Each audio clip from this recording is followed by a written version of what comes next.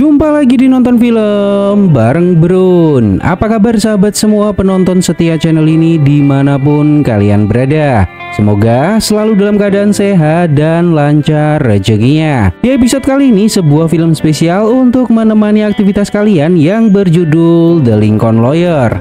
Film ini rilis tahun 2011 bercerita tentang rahasia seorang pengacara yang tidak pernah kalah dalam sidang. Gimana keseruan ceritanya? Mari kita mulai.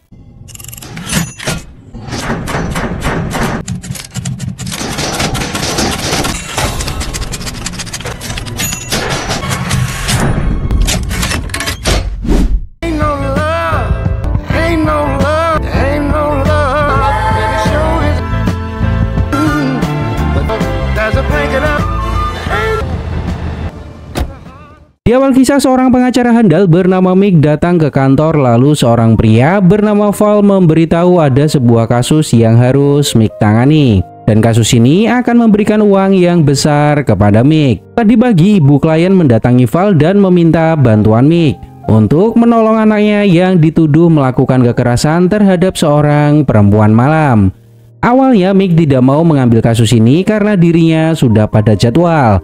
Namun Val terus memaksa yang akhirnya Mick akan mencobanya. Val memberitahu bahwa anak itu bernama Lois, saat ini berada di rumah tahanan sementara. Lalu Mick bertemu dengan salah seorang terpidana bernama Harold. Dia adalah salah satu klien Mick yang sudah sering keluar masuk penjara dengan kasus yang sama, yaitu pengedar kokain. Namun selama ini Mick membebaskannya. Mick mengatakan ke Harold bahwa sebentar lagi hakim akan memanggil Harold untuk persidangan. Mick bekerja membela Harold karena Mick dibayar. Namun sampai detik ini Mick belum mendapat bayaran itu. Jika Harold tidak membayar, maka Mick tidak akan membela Harold. Dan bisa dipastikan Harold akan mendekam di penjara untuk waktu yang sangat lama. Harold memberitahu bahwa dirinya sudah bicara dengan orang-orangnya. Sebentar lagi Mick akan mendapat bayaran tersebut. Mick hanya perlu melakukan tugasnya seperti biasa. Di persidangan, Mick sengaja mengulur waktu untuk sidang. Dia meminta hakim untuk menunda sampai besok. Harold bertanya apa yang kamu lakukan. Mick mengatakan menunggu uang bayaran. Lalu Mick pergi meninggalkan gedung pengadilan. Supir pribadinya bernama Earl. Dia adalah supir yang selalu menemani Mick kemanapun dia pergi. Bahkan Earl menggunakan headphone saat Mick menelpon seseorang, agar Earl tidak mendengar apa yang Mick bicarakan. Itu adalah bentuk profesionalitasnya dalam bekerja. Asisten Mick bernama Lorna, dia bertanya apakah Val memberitahu Mick tentang pelanggaran yang Lois lakukan. Mick mengatakan tidak, dia hanya meminta Mick menemuinya di rumah tahanan Inglewood. Lorna juga memberitahu bahwa Gloria ditangkap lagi karena kepemilikan kokain. Lalu tiba-tiba sekelompok pengendara Harley mendekati mobil mereka. Earl bertanya apa yang harus kita lakukan. Mick dengan tenang meminta Earl untuk menepikan mobilnya. Pull over up here.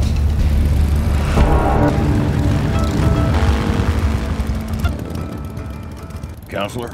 Eddie? To the left, my man. How about you? Pria itu bernama Eddie. Ternyata mereka sudah saling kenal. Eddie bertanya kenapa Mick tidak membebaskan Harold. Mick menegaskan bahwa dirinya bekerja karena uang. Jika belum mendapat uang, maka Mick tidak akan membebaskannya. Lalu Eddie memberikan amplop berisi uang $10.000 untuk bayaran membebaskan Harold. Eddie mengatakan bahwa Harold memang bukan orang penting dalam kelompoknya, namun dia orang yang bisa diandalkan untuk mengedarkan kokain. Dan selama ini Harold sangat menguntungkan. Itulah kenapa Eddie mau membayar Mick untuk membebaskannya. Earl selalu kagum dengan apa yang Mick lakukan. Bahkan mafia pun bisa Mick peras. Mick datang ke sebuah sel tahanan sementara menemui Lois. Lois mengatakan bahwa dirinya difitnah oleh seorang perempuan malam. Saat mereka bicara, tiba-tiba seorang tahanan bernama Corliss mendekati mereka dan mengatakan ingin seorang pengacara juga. Lalu Mick meminta Corliss untuk menjauh dan memberikan mereka berdua waktu untuk bicara. Mick sudah membaca kasus yang akan Lois hadapi dan kemungkinan hakim tidak akan mengeluarkan jaminan untuk Lois. Mick bertanya apakah Lois pernah dipenjara sebelumnya. Lois mengatakan tidak pernah. Perempuan ini adalah Maggie. Dia juga seorang pengacara sekaligus mantan istri Mick. Maggie ingin mengambil kasus Lois dan menjadi jaksa penuntut. Namun Mick melarangnya, karena Mick akan menjadi jaksa pembela. Mick tidak mau bertarung melawan Maggie. Di prasidang, hakim mengumumkan uang jaminan sebesar $1 juta untuk Lois. Dia ditahan di rumah pribadinya dengan gelang kaki yang khusus. Val memberitahu agar Mick bertemu pengacara pribadi keluarga Lois. Lalu Mick menemui seorang pria bernama Cecil. Saat mereka berdua berbincang, seorang wartawan meliput dari kejauhan. Cecil terlihat panik dan mengatakan bahwa keluarga Lois tidak suka jika kasusnya diliput. Lalu Mick memanggil wartawan tersebut. Mick tahu pria ini adalah wartawan lepas yang menjual video ke stasiun televisi. Mick bertanya berapa harga video yang pria ini jual ke TV. Pria ini mengatakan $750. Lalu Mick membayar $1.000 untuk video ini ke wartawan. Wartawan lepas itu memberikan kasetnya ke Mick dan masalah selesai. Cecil memberitahu bahwa uang itu bisa dirembes ke keluarga Lois. Mick bertanya kenapa keluarga Lois memilih Mick menjadi pengacaranya. Bukankah Cecil adalah pengacara keluarganya? Cecil tidak tahu Lois sendirilah yang memintanya. Did you say I was Lewis's choice? He'd write about a case you handled. I need $100 grand up front. I take it none of that's a problem? See it for. Let's trace the hits, the dissect the style. At least not now. Where we headed now? Go meet Sticks at Jim's. I made my debut in President's Mix and I was Beberapa waktu kemudian Mick mendatangi sebuah tempat dan ternyata wartawan lepas itu adalah teman Mick.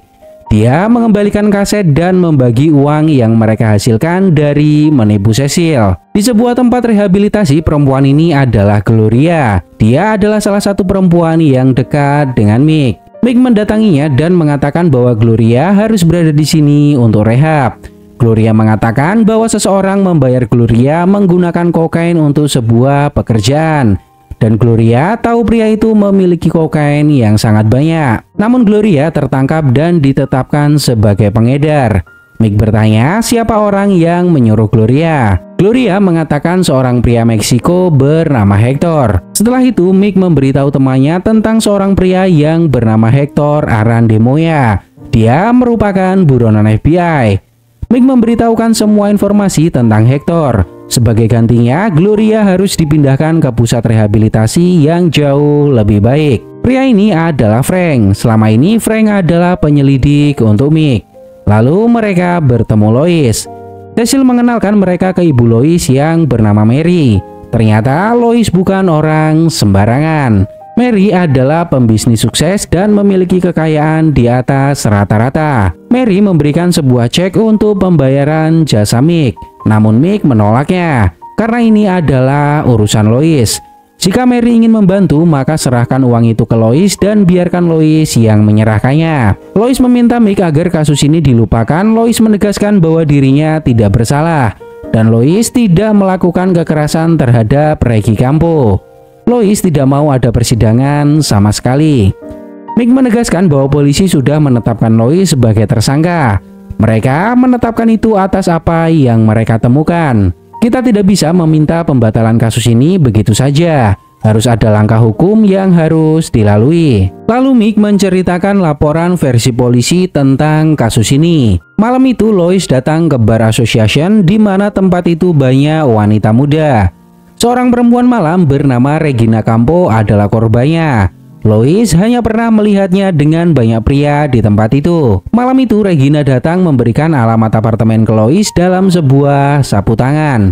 Dalam versi polisi, Lois datang ke apartemennya dan menyerang lalu meruda paksa Regina. Tapi Lois menyangkalnya.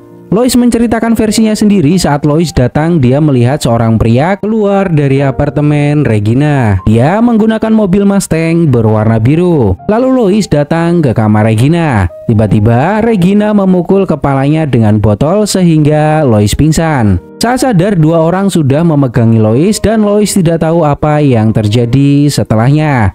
Hingga polisi datang dan Lois ditangkap. Samar-samar Lois melihat Regina, wajahnya sudah babak belur. Regina mengatakan ke polisi bahwa Lois masuk paksa ke kamarnya, memukulnya dan mencoba meruda paksanya. Cecil mengatakan bahwa kemungkinan semua ini adalah jebakan. Regina tahu Lois menggunakan jam tangan Rolex dan mengendarai Maserati. Mereka hanya ingin memeras Lois karena tahu Lois berasal dari keluarga yang kaya raya. Polisi juga menemukan sebuah pisau lipat di mana terdapat darah dan sidik jari Lois. Lois mengatakan itu bukan pisaunya. Menurut laporan polisi, Regina melakukan perlawanan dan dia memukul Lois menggunakan sebuah botol. Mick menegaskan bahwa jika semua yang polisi catat adalah sebuah kebohongan, maka kasus ini akan menjadi kasus yang mudah. Namun jika Lois menyembunyikan sesuatu yang berhubungan dengan kasus, maka kasus ini akan sangat merugikan Lois. Lois menegaskan dirinya tidak menyembunyikan informasi apapun, dan Lois tidak berbohong tentang pengakuannya. Di sebuah bar, Frank bertanya kenapa Lois memilih Mick untuk menangani kasus ini.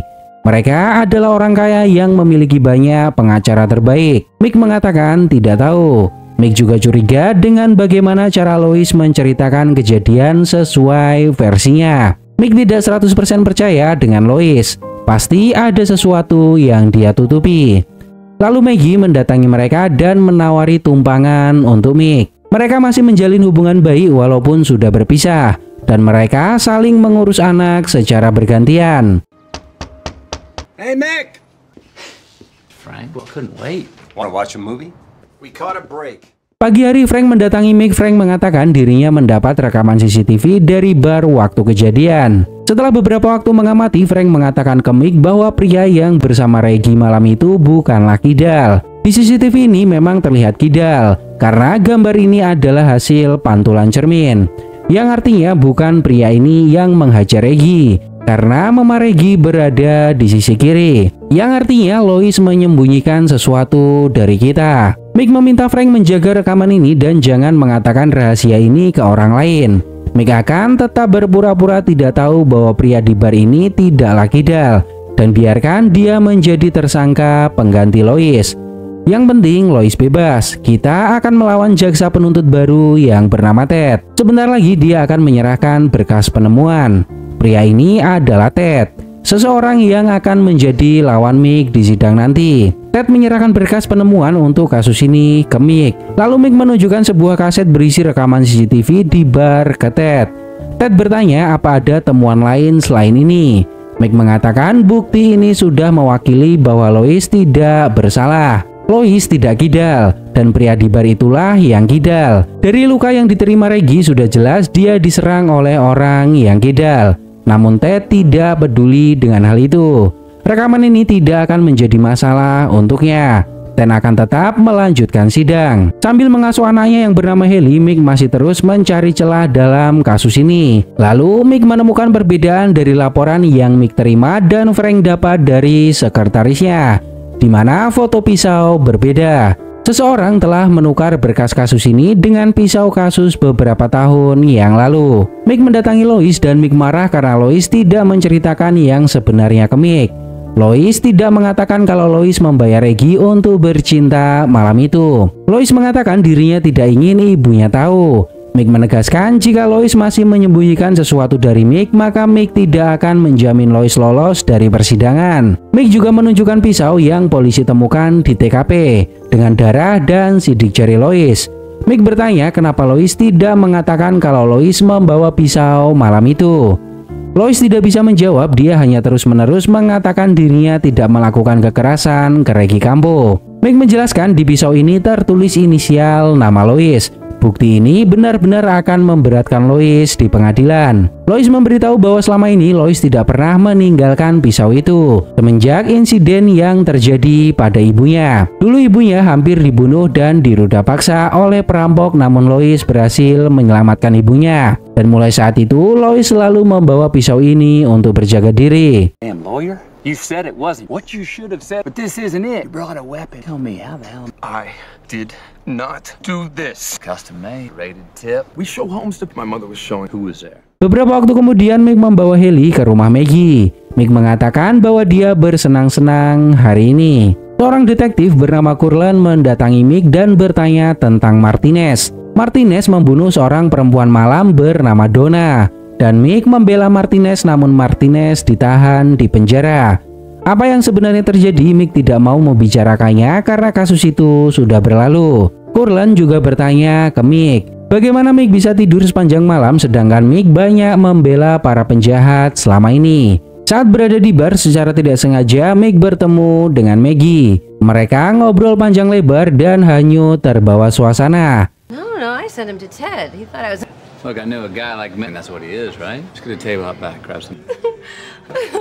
Phone's watching her. You didn't know Minton had been Minton. He fights too. Can you give me a lift?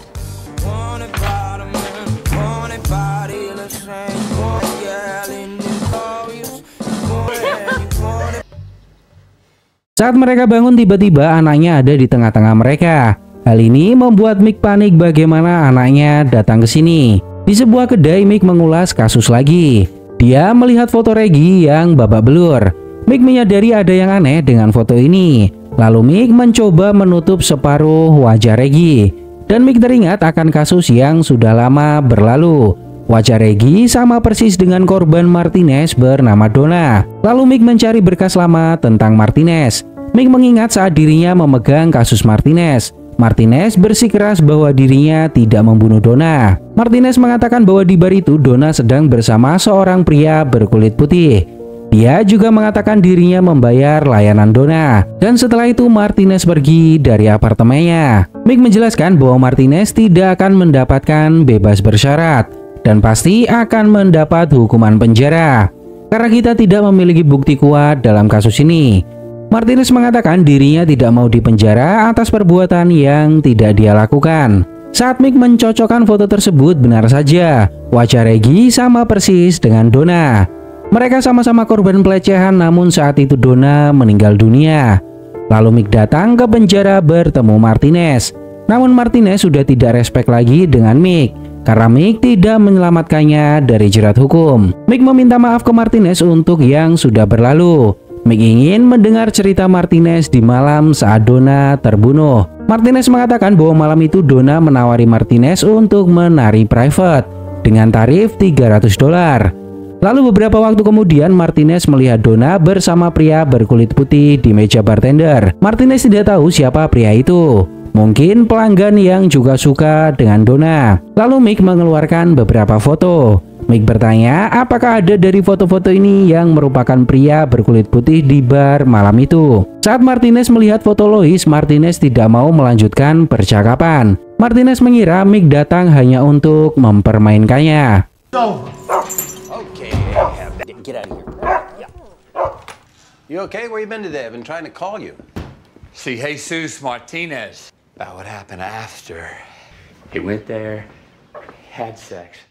Mick yakin Martinez tidak membunuh Donna waktu itu. Pembunuh sebenarnya adalah pria yang bertemu dengan Donna di bar. Pria di bar itu masuk ke kamar Donna dan meruda paksanya. Lalu menusuk Donna 52 kali dengan pisau lipat. Hal ini bagi Mick bukanlah sebuah kebetulan. Kasus yang saat ini Mick tangani juga ditemukan pisau lipat dan itu milik Lois sendiri. Mick tidak percaya dengan Lois. Mick memiliki pandangan bahwa Lois lah pelaku pembunuhan Donna dan dia menggunakan Martinez sebagai kambing hitam. Seperti apa yang Lois lakukan ke pria yang menaiki Mustang. Martinez melihat foto Lois dan bereaksi. Artinya pria kulit putih yang dia lihat bersama Donna malam itu adalah Lois. Frank menegaskan bahwa Mick tidak bisa membawa Lois ke polisi karena saat ini status Lois adalah klien. Mick akan mencari cara lain. Yang jelas Mick yakin bahwa Lois lah pelaku pembunuhan Donna dan Regina mengatakan yang sebenarnya bahwa Lois lah yang menganiayanya. Bukan sebuah kebetulan juga jika Donna dan Regina adalah kakak adik. Dia adalah tipe perempuan Lois. Saat pulang ke rumah, Mick menelpon Frank untuk mencari informasi tentang Donna. Lalu Mick mendapati pintu rumahnya terbuka.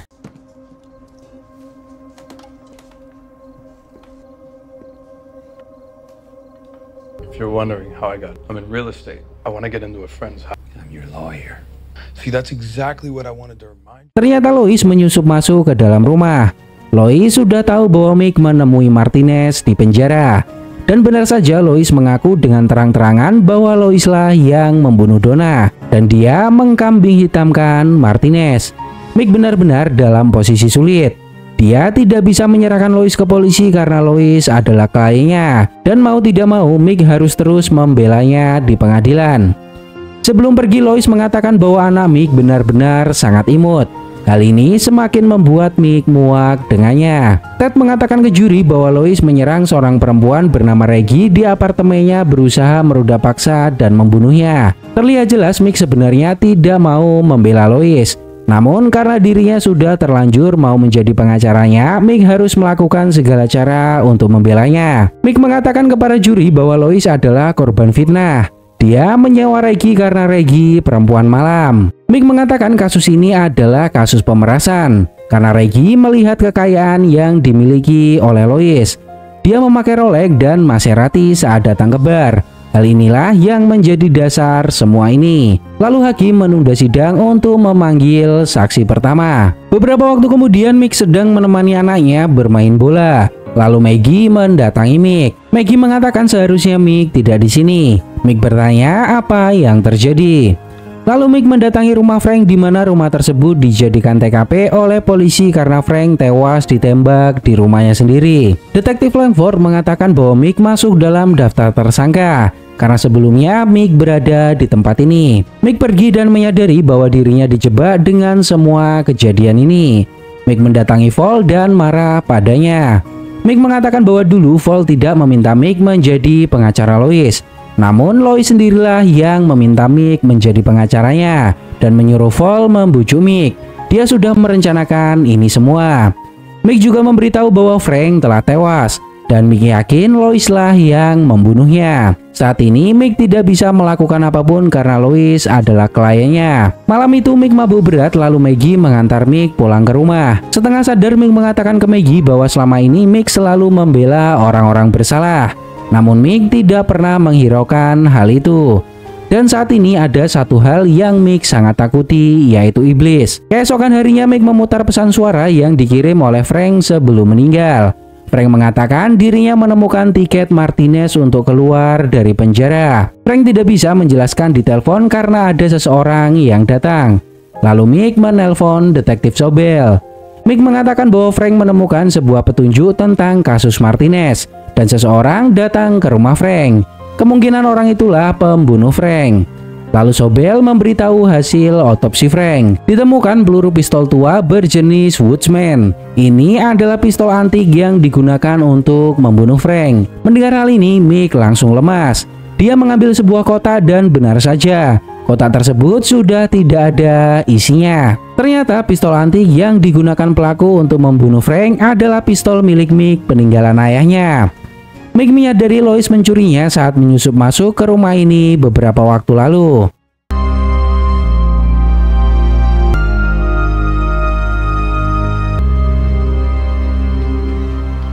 Morning, Mick.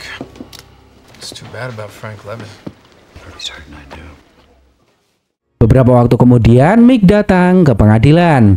Lois mengucapkan bela sungkawa atas kematian Frank, namun Mick tidak peduli dengan apa yang Lois katakan. Pria yang memakai Mustang dipanggil menjadi saksi pertama. Mick mengatakan bahwa pria ini bekerja sama dengan Regina untuk menjebak Lois. Namun pria ini menyangkalnya. Mick mengeluarkan sebuah berkas di mana seorang perempuan malam bernama Shaquille pernah menjadi korban kekerasan pria ini. Dan jika Mick memanggilnya datang ke sini, dia akan bersaksi bahwa dirinya dianiaya olehnya. Setelah sidang, detektif Sobel mendatangi Mick membawa surat penggeledahan. Sobel menemukan berkas di mana Mick memiliki surat kepemilikan pistol Woodsman. Lalu mereka menggeledah rumah Mick. Mick mengatakan bahwa pistolnya dicuri. Sobel bertanya kenapa Mick tidak melaporkan pencurian terhadap pistol itu. Mick tidak tahu kalau pistolnya hilang dan Mick terlalu sibuk dengan pekerjaannya. Mick juga mengatakan bahwa pistol itu adalah milik seorang mafia besar di masa lalu dan ayah Mick menjadi pengacaranya. Lalu mafia itu memberikan pistol tersebut ke ayah Mick dan mewariskannya ke Mick untuk berjaga diri. Mick benar-benar harus berpikir keras bagaimana dirinya bisa keluar dari masalah ini dan membalas apa yang sudah Lois lakukan. Di sebuah kedai, Lorna mendatangi Mick dan mengatakan punya informasi baru. Corliss sering memainkan peran dalam sidang. Beberapa kali dia bersaksi palsu menjebak teman seselnya sendiri. Dan kedepannya Corliss akan menjadi saksi yang dibawa oleh Ted. Dia pasti akan bersaksi palsu atas Lois. Mick bisa gunakan kesempatan ini untuk menyerang balik Ted di persidangan. Mick mendatangi Gloria di tempat rehab. Lalu Mick meminta Gloria untuk melakukan sesuatu. Gloria sambil mengepel menemui Corliss dan menyampaikan sebuah pesan. Di sidang berikutnya, Ted memanggil Regina Campo menjadi saksi. Mick berhasil memojokkan Regina. Mick mengatakan bahwa Regina sengaja menjebak Lois karena Regina melihat Lois menggunakan Rolex dan menaiki Maserati. Lalu Mick memutar rekaman CCTV di bar malam itu. Mick menunjukkan bahwa Regina sengaja meninggalkan sapu tangan berisi alamat apartemen ke Lois. Mick bertanya apa maksud Regina memberikan alamat itu ke Lois. Regina mengatakan itu adalah cara mencari pelanggan. Regina mengatakan dirinya malu dengan pekerjaannya. Namun apa yang Regina katakan tidak bohong. Lois mendatangi apartemennya dan melakukan kekerasan. Mick terus memojokkan Regina hingga Regina kehabisan kata-kata dalam pembelaannya. Lalu hakim menunda sidang hingga jam makan siang. Beberapa waktu setelahnya, Mary menjadi saksi dari pembela. Ted bertanya tentang pisau milik Lois. Mary menceritakan bahwa di tahun 90 seorang pria menyusup masuk ke rumahnya dan mencoba merudah paksa Mary. Tapi saat itu Lois berhasil menyelamatkan ibunya. Dan mulai hari itu Mary memberikan pisau lipat ke Lois untuk jaga diri. Selama ini Lois selalu membawa pisau itu kemanapun Lois pergi. Setelah sidang selesai, Mick menemui Lois dan mengatakan bahwa Lois mendapat penawaran 6 bulan penjara. Namun Lois tidak mau. Dia tidak mau dipenjara sehari pun. Lalu Mick mengatakan besok Mick akan menaruh Lois di meja saksi. Dengan santai, Lois mengatakan dirinya sudah siap. Mick meminta sesuatu ke Earl untuk mencarikan sebuah senjata. Di sidang berikutnya, Mick memanggil Lois sebagai saksi. Dengan segala kemampuannya, Lois berhasil menarik perhatian para juri.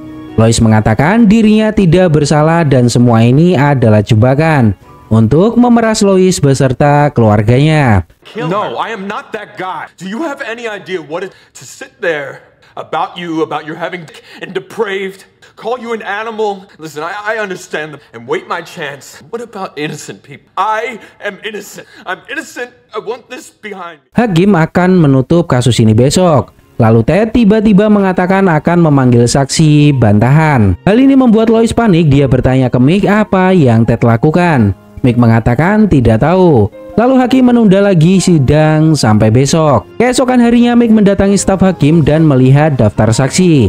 Mick melihat nama Corliss dalam daftar tersebut.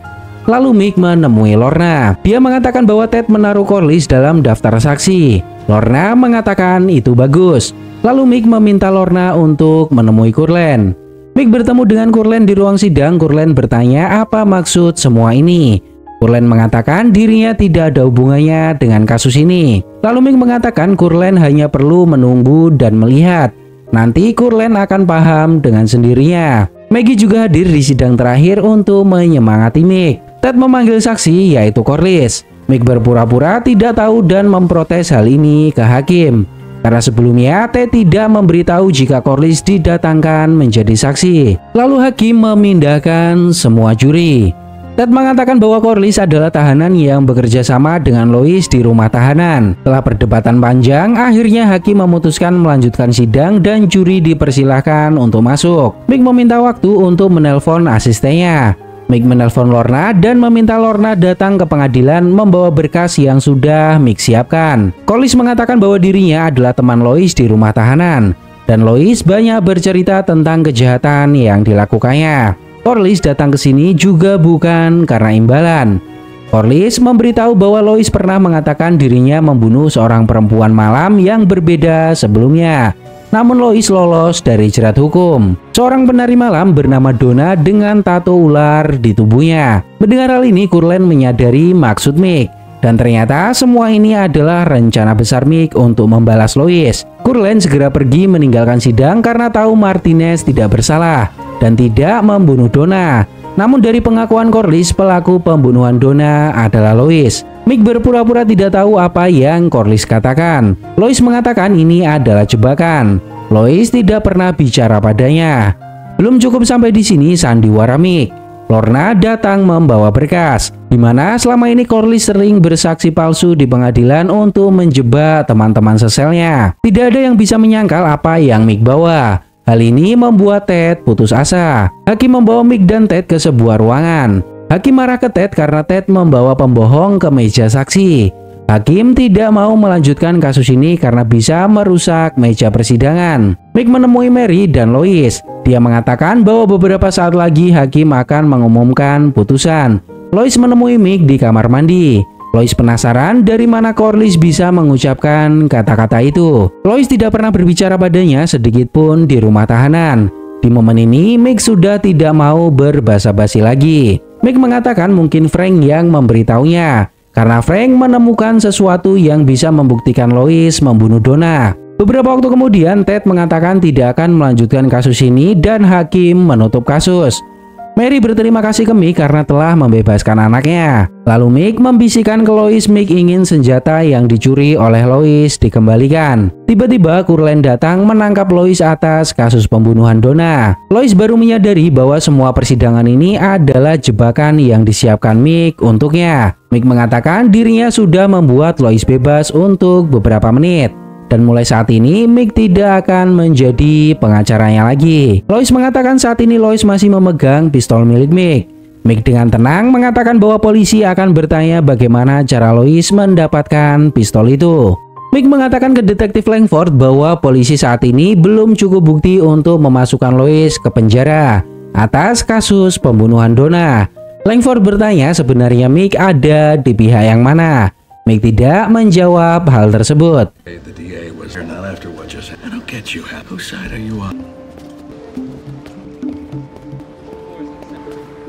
Saat Mick akan pergi, dia menemukan kartu parkir di kaca mobilnya. Lalu Mick mencari Earl. Earl datang membawa kopi. Lalu Earl memberikan pistol ke Mick sesuai permintaan Mick waktu itu. Sesampainya di rumah, Mick menyadari tentang perkataan Frank yang mengatakan menemukan tiket keluar Martinez. Lalu Mick menelpon Maggie. Mick tahu kenapa Frank dibunuh. Mick meminta Maggie menghubungi Langford, suruh dia mengambil catatan tilang milik Lois. Frank menemukan karcis parkir Martinez di luar bar. Lalu Maggie memberitahu Mick bahwa baru saja polisi membebaskan Lois karena tidak cukup bukti. Lalu Mick menelpon Val, meminta Val melacak mobil Lois. Ternyata Lois berencana datang ke rumah Maggie. Mick tancap gas sampai ke sana sebelum Lois. Dan benar saja Lois mendatangi kediaman keluarga Mick. Mick tidak mau berbasa-basi, dia mengeluarkan pistol meminta Lois untuk mengembalikan pistol yang Lois curi dan segera pergi dari tempat ini. Lois bertanya apakah Mick akan datang ke sini setiap hari dan menjaga rumah ini. Lois memiliki banyak waktu untuk kembali. Mick mengatakan dirinya tidak akan berhenti sampai Martinez bebas dan Lois ditahan atas kasus pembunuhan Donna. Lois menantang Mick kenapa Mick tidak menembaknya sekarang juga.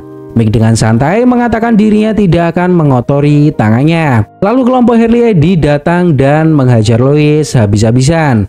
Mick berpesan ke Eddie rumah sakit bukan kamar mayat.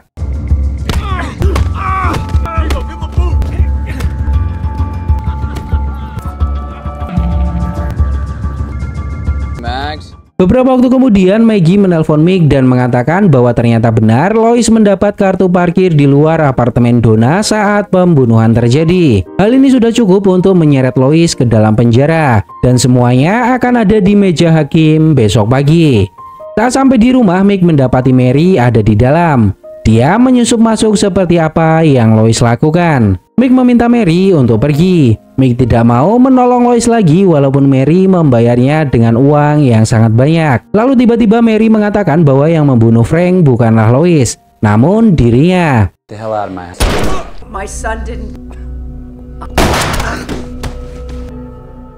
Mick berhasil membalas tembakan Mary. Ternyata selama ini Mary sudah tahu kejahatan yang dilakukan Lois. Namun dialah yang menutupi dan melindungi Lois. Bukan Lois yang mencuri senjata milik Mick, namun ibunya. Beberapa waktu kemudian Mick keluar dari rumah sakit dan Earl sudah menunggunya. Earl mengatakan bahwa dirinya mendapat kabar Martinez keluar dari penjara. Apakah Lois akan menggantikannya? Mick mengatakan benar. Dia akan mendekam di penjara untuk waktu yang sangat lama. Di akhir cerita, mobil mereka dihentikan oleh Eddie. Eddie meminta Mick mengeluarkan Harold lagi karena Harold ditangkap. Namun Eddie hanya memiliki uang $5.000 untuk membayar Mick. Mick mengatakan kali ini Mick tidak akan meminta bayaran ke Eddie. Mick akan memberikan layanan gratis ke Eddie. Earl bertanya apakah kamu yakin tidak akan meminta bayaran ke Eddie. Mick mengatakan bahwa Eddie adalah pelanggan tetap. Daryl pasti akan tertangkap lagi. Dan selanjutnya Mick akan meminta bayaran double. Gimana menurut pendapat kalian tentang film ini sob? Semoga terhibur dan sampai jumpa.